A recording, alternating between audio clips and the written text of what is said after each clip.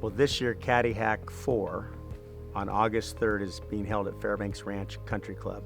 So imagine 18 holes of golf, 144 golfers, over 20 bands that are playing live with a shootout at the end with all the proceeds going to Boys to Men.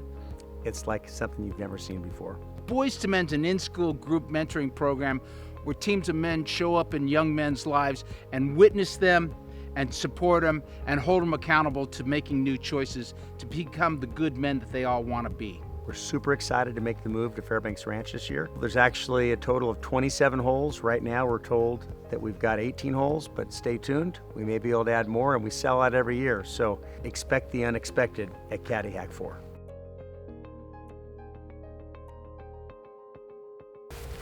See you there.